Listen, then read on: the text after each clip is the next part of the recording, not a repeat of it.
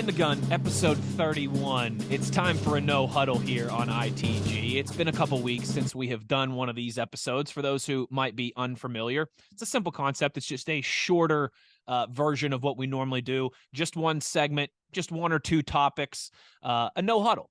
A little bit faster paced here than you would normally expect. This episode of ITG, once again, brought to you by our good friends. I feel like they're becoming our good friends at this point. We can say that as long as they've been part of this now at Bet Online.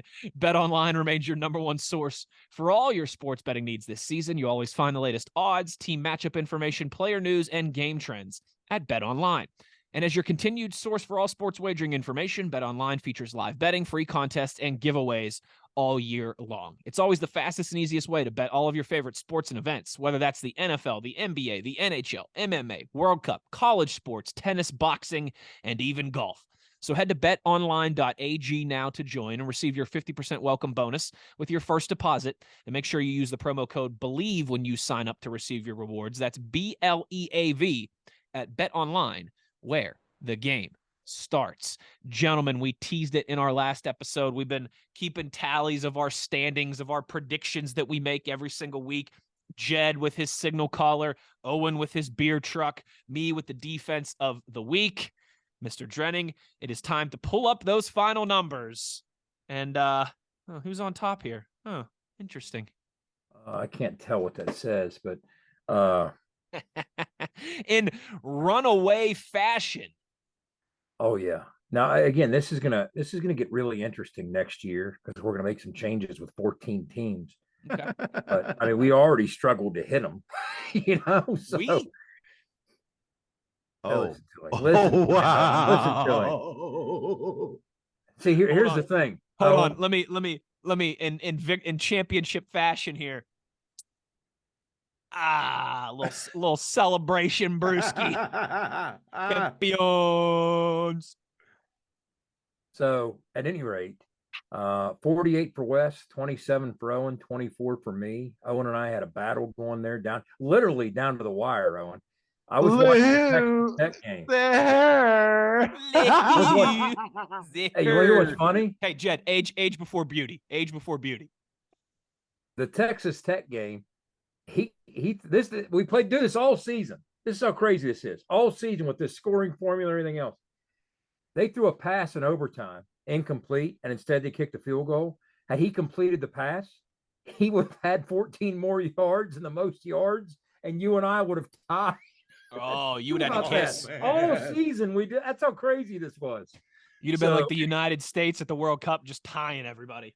Congratulations, Wes. Thank you. Wes, hats off, bud. Listen, I will say, I'll admit this.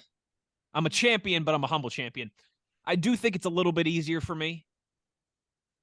You know, picking a defense of the week, I feel like is a little easier to project than quarterback or running back, especially once we get to a certain point in the season. I mean, listen, a peek behind the curtain here. The first thing I would do every week when we make these predictions is I would look and say, all right, what's the lowest over-under? Sure, yeah. And that's just, okay, here's how Vegas thinks this is going to play out. I do think it's a little bit easier for me. But in your defense, Wes, okay, the only time I really think it's easier is early in the year when they're playing FCS schools. Well, and the reason there were a couple easy ones. Owen and I can't pile yards up against FCS schools because they pull our players, but a defense can shut down on it. So I'm even thinking, Owen, next year what we're going to do with 14 teams is we're not going to pick a player, we're going to pick a team. What team runs for the most yards, throws the most yards?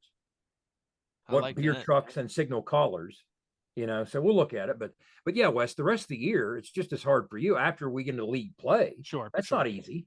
That's hard. All right, I'll pat myself. I'll pat myself on the back then. There we go. There we go. You won. Jed, you also championship season. Trophies in the mail, right, Jed? That's right, in the mail. That's what we should get a little mock trophy made, and we'll engrave it every single year, and we get to keep it and drink out of it for a year like it's the Stanley Cup. Much like the paychecks, your trophy's in the mail to Owen's house. Yeah. So. I got to meet up with him somewhere in Morgantown to get it one of these weekends. Jed, as you always do so astutely, you're very good with the numbers. You're very good with the data points, as we were joking on the previous episode. You did a little inside the numbers of our standings. We'll pull up that graphic now. What you got for us? Yeah, I just kind of want to look at averages and extremes of how we did throughout the course of the year. It's interesting. So I'm trying to pick each week the signal caller that throws for the most yards. The guys I picked averaged 275 yards. Some were higher, some were lower. That's what an average is. Now, the highest yardage of a guy I picked was the last game. Tyler Shuck of Texas Tech threw for 436. The lowest, and this was a strange game, 124 yards by Max Duggan against Texas in the wind, right? Now with Owen, weekly average, 102 yards. So again, that's pretty good. I think our averages were all pretty good. Pretty good. Yeah. The highest, Owen, was again, Devin Neal, your love and hate affair with Devin Neal, 190 yards versus Texas Tech in week 11. Your lowest, Devin Neal, 54 yards against Duke in week 4. Wes, your weekly average for points allowed was 23.4 for the That's defense pretty good. that you selected. That's pretty good there. I tell you what, that's championship winning numbers. Fewest points allowed out of all the defenses you picked all year, West Virginia. Again, it's like we talked about earlier against the FCS team, right? Yep. 65 to 7 points. Most points allowed was 28. Nobody ever got to 30. It was like 28 2 or 3 times, something like that. But just a different way of looking at the numbers. It's kind of a fun way to look at this. It is. I enjoyed that breakdown. I did. I'm not going to lie to you. That was well done. No, that's pretty cool. That is pretty cool. All right. Speaking of championships, there's a bunch of those about to be crowned across college football this weekend. 10 conference championship games between Friday and Saturday across the NCAA. Let's do these in chronological order. We'll start on Friday. Jed, North Texas at UTSA in the Alamo Dome. How's this one play out? All right, it's a rematch, first of all, the Roadrunners. And if you don't know, the Roadrunners are from UTSA, Texas San Antonio. They won the last time in October 31 to 27 behind a dual threat quarterback, a guy named Frank Harris. He's put up some big numbers, 3,500 yards passing, over 500 yards rushing, 35 touchdowns.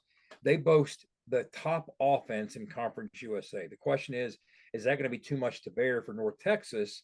A North Texas defense allowing 30 points a game. Texas San Antonio enters as Conference USA's only ranked team. Here's what's interesting. North Texas all-time versus ranked teams is 2-47, right? Wow. But 1-0 all-time against ranked UTSA. One of their 2 wins was last year when UTSA was ranked. Okay. I don't think that's going to happen here. I'm going with the Roadrunners of UTSA and the Conference USA Championship. I think, this one, I didn't know much about this game, but it seems we were all on the same page. That we were. Clean sweep here as we will all take University of Texas. San Antonio, the other game on Friday night, maybe some higher stakes in this one. Utah, USC. It's the Pac-12 championship Friday night in Las Vegas. Utah, a chance to go back-to-back as Pac-12 champions. USC, a chance to really kind of cement their college football playoff case. And the first year there under Lincoln Riley. What you got cooking for us on this one, Jed? Well, Lincoln Riley and Caleb Williams are obviously going to draw the headlines. But believe it or not, this is a battle between not one, but 2 top 10 scoring offenses, because Utah's in there as well at number 10. Behind Cam Rising, we talked about him early in the year. He's had a productive year. The Utes have averaged 39 points a game. Now, in that win in Salt Lake City, the 43-42 win, when Utah handed the Trojans their only loss back in October, the Trojans threw for 424 yards. Caleb Williams threw for 424. The last time, that's the most by a Kyle Whittingham defense that's allowed since 2010. I'm not so sure that type of thing is going to happen again. USC leads the nation in turnover margin. That's the little secret about this team. A lot of people don't know they're plus 22 in turnover margin. Can that continue, or can the Utes be safe with the football? A win, and the Trojans are almost certainly in the CFP. As a matter of fact, I'd almost guarantee it, as they would avenge their only loss on the year, which was to Utah. This is the third, and this is something to consider, in a murderer's row of games for Southern Cal. First, they had crosstown rival UCLA. Then they had rival Notre Dame. And now Utah. I think it's too much for them. To me, and there are parallels between Whittingham's Utes and Raleigh's Trojans and the WVU Louisville matchups back when you were playing in the mid 2000s. Remember, Rich always said they want to turn it into a game of 7-on-7. We want to turn it into a fist fight. That's what this Southern Cal Utah matchup is.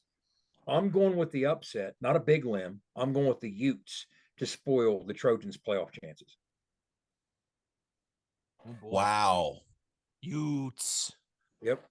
Yeah, this one hurts me because if you've listened here on the podcast, Utah is one of the football programs that I kind of gush over not gush over, but like that's realistically what I aspire WVU to be.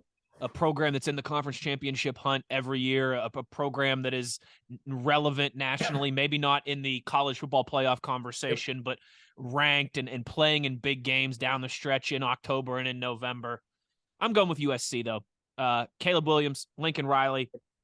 I hear what you say, Jed. That's tough 3 straight weeks of big games. But I think just they got something cooking there in Los Angeles, and I think Caleb Williams will be able to do just enough to get them over the line.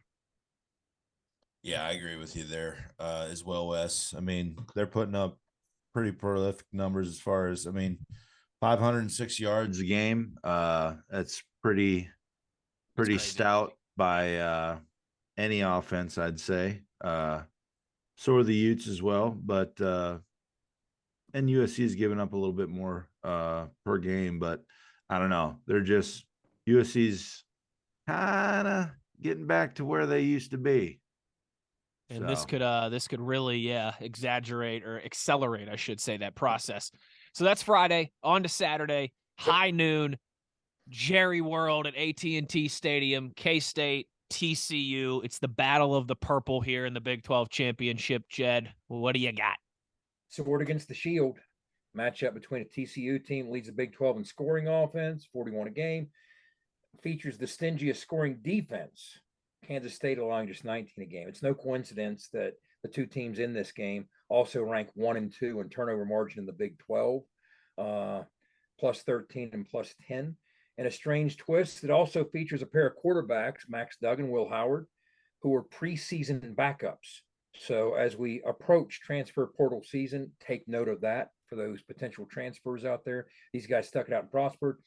It's a rematch of that tilt back in October in which Kansas State blew that 28-10 lead right before we played TCU, actually. And TCU came from behind in Fort Worth, 38-28. Dugan threw for almost 300. Kendre Miller ran for over 150. TCU by a hair, but Kansas State here, we've talked about Deuce. Wouldn't shock me, but I'm going to go with TCU. It's just been a magical season. I think that magic might just continue. There you go. Lucky 13-0 for TCU incoming. Yeah, I'd like to see that. I'd like to see that for the league, right? We want to see them represent for sure. Man, it's tough though because Kansas State. They've played spoiler in a couple Big 12 championship games in the past as well too, historically. And they have the players before we got there, but yeah, and it really honestly, who's healthy? You know what I mean? Who's healthy? Are they ready to go? Yep. But I did pick TCU. I think they're just too hot right now. I did Jed did mention on the last episode that he was trying to set up a pit scenario there, a UConn pit scenario, which was a little brutal bringing that back. So I appreciate that, brother. You know what I mean? Kind of hits home a little bit. Freaking jerk. 16-year-old me is crying in section 109 once again. Thanks a lot, Jed. Appreciated that one on the last episode. Yeah. Oh, and you know what we're gonna do is you and I we're gonna have to give Jed a big old wedgie for that next time we see him. I tell you, I'll make it a clean sweep here. TCU gets that 13th win to cap off the dream season and get themselves in the playoff. And I will say this right now, I'm giving you guys a heads up. If we ever go 13-0 and win the Big 12 championship, Good luck finding me to do our recap episode the next week, because I will be face down in a ditch somewhere in Arlington, Texas, dead. My liver will just explode on me if we ever went 13-0 en route to a Big 12 championship. I wouldn't make it to the college football playoff. I wouldn't have to worry about that part because I would not survive. From one NFL stadium to another, Toledo versus Ohio, the battle of the Buckeye State there for the MAC. Jed, who's going to be the Big Mac? Well, the good news for Ohio is behind quarterback Curtis Rourke, they led the MAC in total offense, passing offense, scoring offense. The bad news, a knee injury forced Rourke out for the rest of the season. So stepping in for him, Toledo, Ohio, to a 38-14 win over Bowling Green last week was C.J. Harris. He was kind of unremarkable in the pass game, but didn't run for 3 scores. How will he fare this week against the top-ranked defense in the MAC in Toledo? Ball security could decide this one. Ohio leads the MAC at plus 13. Toledo has stumbled at -9. Guys, I'm going with Toledo. Going with Toledo. Ooh. Yep. Big O? I'm going with Ohio. Yeah. I am as well too. Speaking of last episode, talked about how that they're a program that's in a good spot right now in terms of the MAC. I got the Bobcats here. The only other college that I applied to besides WVU, Ohio University. There you go. That's a true story for you there. I will go with the Bobcats. Coastal Carolina at Troy. Jed, this one, Troy hosting this game for the Sun Belt. How's this play out? Well, Coastal quarterback Grayson McCauley got hurt in early November. He missed a couple games. They weren't at all the same without him. The wheels came completely off last week. They got blown to smithereens, 47 to 7. Blown out. Madison, yeah. It was a blowout. Had just 183 total yards. JMU Dukes. Now, if McCall does return to the lineup this weekend, which he may, it sounded like there's a chance he could, he'll do so just in time to tangle with the top pass defense in the Sun Belt. A unit that's led, a Troy defense that's led by a 5'9" linebacker named Carlton Marshall, who is the all-time leading tackler in the history of the NCAA with 554 tackles. All right. Wow. Now, under Jamie Chadwick, Coastal is 31-5 since the start of the 2020 season, which is what made that blowout loss to JMU all the more surprising. But Coach John Summerall's Trojans have won 9 straight. I think they're cresting at the right time. They're at home. I'm taking Troy. Well, I'm against you, bud. I'm taking Coastal. They did take a shellacking last week by the Dukes. But hopefully for a recovery and to see a good game there. I think they get, obviously the wheels came off, like you said, but I don't know, man. I don't know. Fair enough. I'm going Coastal as well too. They've been a good program over the last few years. The power of Myrtle Beach will travel down there to Alabama and give me the Chanticleers. Yes, and if Grayson McCall plays last week, I think that whole game's different. Oh, absolutely. Yeah. Absolutely. So moving on. The granddaddy of them all. Wait, no, sorry, that's the Rose Bowl, but the SEC championship game, Mercedes-Benz Stadium in Atlanta. Gentlemen, I don't know if I told you this, but yours truly is going to be there on Saturday. Yeah, because the Steelers play in the same stadium against the Falcons on Sunday. There you go. So listen, you guys got to know something about me, all right? I'm a sick degenerate when it comes to these Steelers road trips, all right? The first thing I do when we're going on the road is I look what's going on in that town on Saturday night. And so with that in mind, when I realized, holy crap, the Saturday we're going to be in Atlanta is the SEC championship game, I may or may not have a connection at LSU that I greased. And I got me a ticket to the SEC championship game. I'm going to be a little late because our plane's supposed to land like right as the game starts. But it should, we get moving we get the police escort and all that, right? It's not like going through normal airport procedure. So I'm hoping I'm going to be able to get in the stadium by, second quarter-ish. But I will be there, LSU, Georgia. I'm stoked. I'm looking forward to it. There we go. First time in that stadium. It'll be pretty cool. One of the I think cooler, nicer new stadiums in the country there. Jed, does Georgia keep it rolling? But despite some unremarkable moments this year for them, Kent State comes to mind. They look sluggish in that win over Kent State, 39-22. The Missouri game comes to mind. They were lucky to survive that trip. But Georgia does once again lead the country in scoring defense, and they actually feature a more potent ground game at 203 yards a game than they did last year. LSU, meanwhile, has kind of fallen back to earth since Brian Kelly's big win over Alabama. The Tigers have, in two SEC games since that night, they had a 13-10 near miss at Arkansas, and then of course they got dusted 38-23 by Jimbo and company, a desperate Texas A&M team. Now the question is, can LSU's pedestrian offense, seventh in the SEC, move the ball effectively enough against Kirby's defense to keep pace with Stetson Bennett and company? I think the answer is no. I'm going with Georgia. Dogs, Owen? Yeah, the Dogs are gonna roll, son. Yeah, I think so too. They're so stinking good. They feel like they got it. I know they've had a couple of those games where they weren't at their sparkling best, but I think they're kind of at that point. They know what's at stake. Yeah, they've won 26 of their last 27 games. Yep. I'm going with the Dogs to be barking down there in Georgia at the Mercedes-Benz Stadium. And don't you guys worry, all right? I'll be in that stadium wearing my blue and gold. I'll have something WVU on, hoodie, hat, t-shirt, maybe all three. I don't know. What I should do is, it's way too small for me now, as I've gained 30 pounds since then, but what I should do is bust out my 2005 Sugar Bowl champion shirt and wear that, baby. That's what I should do, Big O. Boy. With your ITG hat, because you'll be on TV. If you have a WVU jersey in the crowd, there you go. Yeah, it'll be.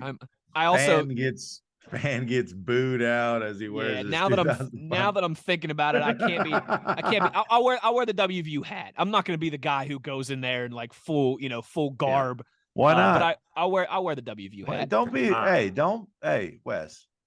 Don't puss out. Hey. Don't puss you're out. right. I'm painting my face blue and gold, and I'm putting Owen Schmitt owns Georgia on my back. Don't half-ass it, full-ass it. Go in with a full come on now. UCF at Tulane, another one of these non-neutral site conference championship games at Ullman Stadium. Tulane hosting the team that is about to become our Big 12 brethren in Central Florida. Jed, is it Florida or is it the Green Wave? Yeah, our buddy Herb Hand on staff down there with Gus Malzahn at UCF. 3 weeks ago, the Golden Knights beat Tulane in New Orleans, 38-31. Now, UCF quarterback John Reese Plumlee, he suffered a concussion in the second quarter of last week's win versus Travis and those guys at South Florida.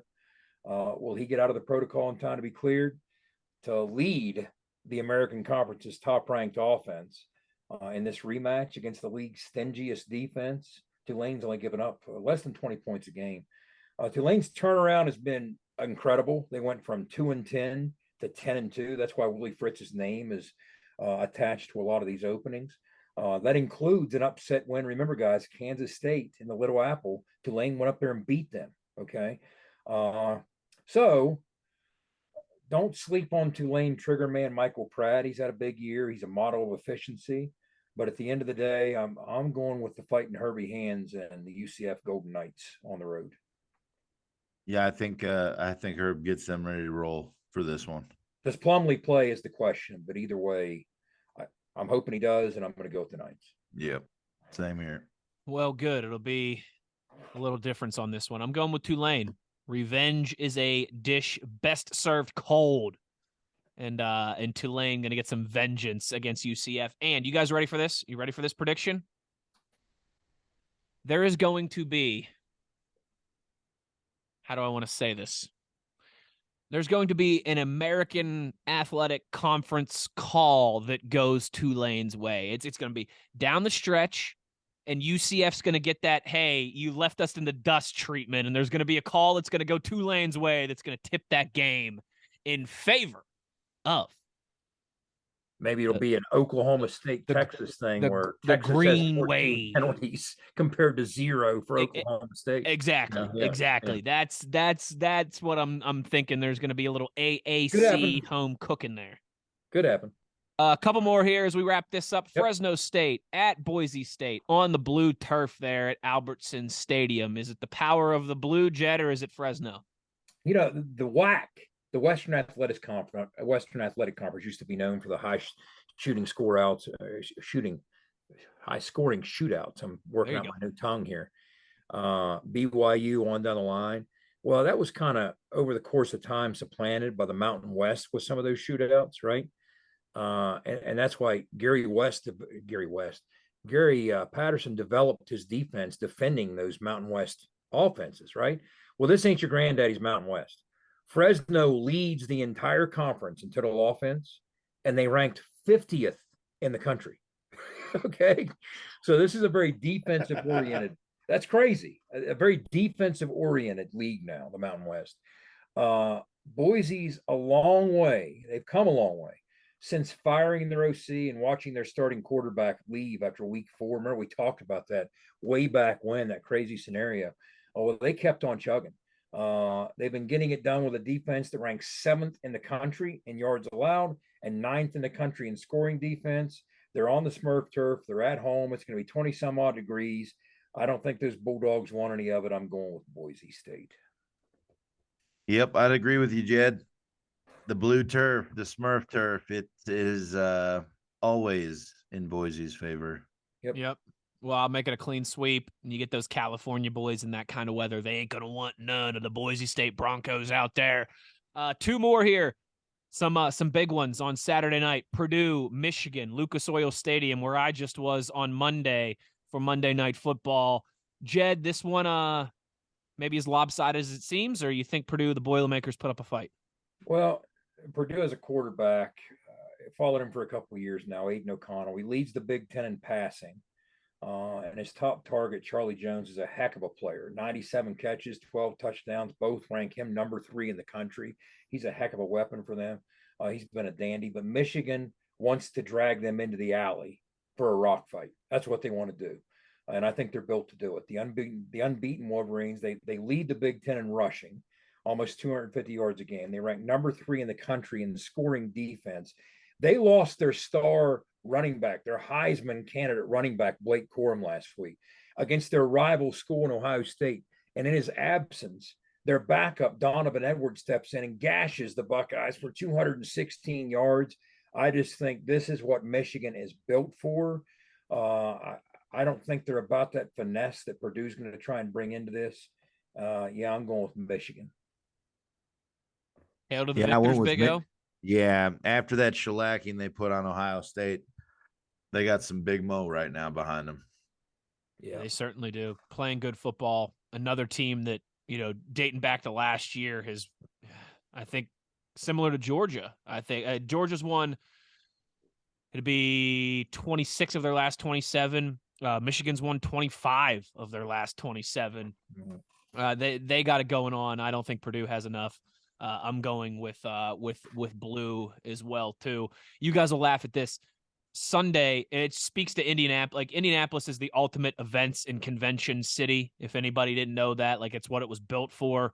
There's hotels everywhere. The convention center is right in the middle of the city, and it is massive. It spans blocks, and it connects to Lucas Oil Stadium, and it connects to where the Pacers play, the field house as well too.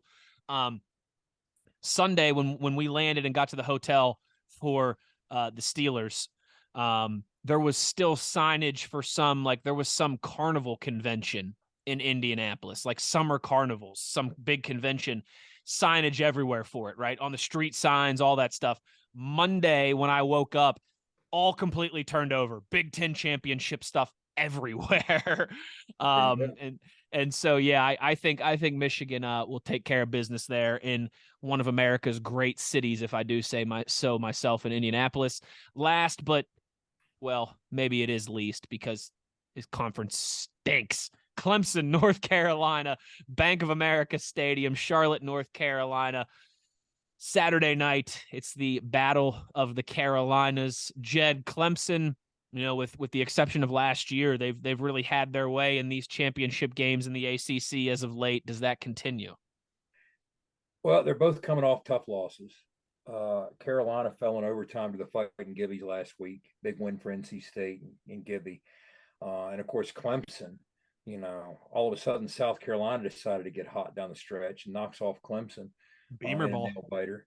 Now, this is a game that pits North Carolina's freshman sensation at quarterback. We've talked a lot about Drake May, right? And some of the things Drake May's done. He's thrown for almost 4,000 yards, 35 touchdowns against just 5 picks. Pro Football Focus has him at 39 big time throws. Nobody in the country is even close. I think number 2 is 33. He's legit. He's the real deal. And he's going against the Clemson defense that's been kind of mortal. They've slid to 4th overall in the ACC after leading the league in total defense the last 3 years. But the Tigers are still disruptive. They lead the conference with 97 tackles for loss, so they'll get after you. They'll knock you off schedule.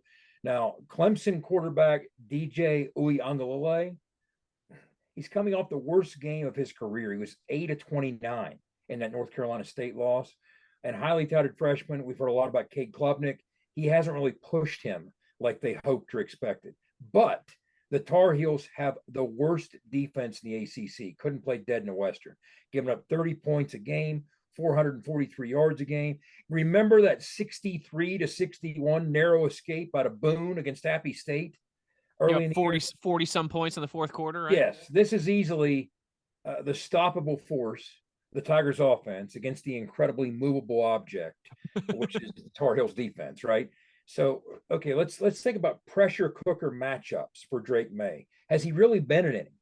They played Notre Dame early in the year. They lost to him, and Notre Dame was kind of limping into that game after the Marshall lost it, or they lost to Ohio State. That wasn't that big of an environment, okay? North Carolina State last week, yeah, that's a rivalry game, right? And he didn't fare well. He threw for just 233 yards. They lost the game. I'm going to give the tilt here. I went back and forth because I do like Drake May, but their defense is just too wretched. I'm going to give the tilt here to the program with the championship pedigree and go with Clemson. Owen? I went with North Carolina. I know they're coming off a spanking there, but I don't know. I was kind of hoping May was going to show out. So we'll see. Yeah, this one's tough for me. I'm kind of with you there, Owen.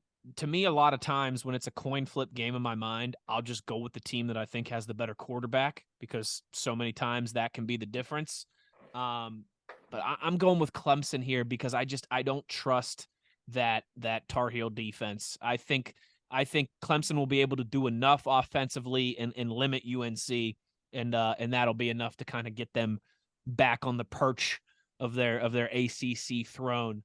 Wake Forest. I'll finish with this. Wake Forest made Uiagalelei look like an All-American, and Wake Forest is better defensively than North Carolina. But anyway, we will see. We will see. So there it is. There's our projections for the 10 conference championship games this weekend. We will we'll pull up that graphic right now. You can see all of our picks there and everything, and we'll obviously, I'm sure we'll keep track of our records. We'll talk a little trash when we return next week as well. Thanks for tuning in to this edition of ITG, our No Huddle. A little bit shorter of an episode here, but I think still plenty to sink your teeth into. Only the three of us could plan for a short episode that ends up going 40 minutes still, but that's what we do here on ITG. Thanks to our friends at BetOnline once again for presenting this episode. BetOnline.ag for all of your gambling needs as we head into a full slate of college football action this weekend. Enjoy it, everybody. I'll hopefully have some SEC championship game tales for you when we return next week. Make sure it's going to be a different schedule now that the Mountaineers are done with the football season, but we'll still be giving you at least one episode a week. Make sure you're in lockstep with all of our social media channels. In the Gun Podcast, that's where you find us: Twitter, Facebook, Instagram, on YouTube. If you want to see all of our beautiful faces here and all the graphics that Jed does such a good job of putting together, and of course, itgfootball.com, where it all comes together and where you can get some pretty cool merchandise here for the holiday season as well. Finally, before we go, as always, be an ear, tell an ear about your new favorite WVU football podcast. That is all that we ask of you. With the best teammates for the best teammates in the business, Owen Schmitt, the runaway beer truck, and Jed Drenning, the signal caller with all the data points, I'm Wesley Uhler, and you've been listening to ITG.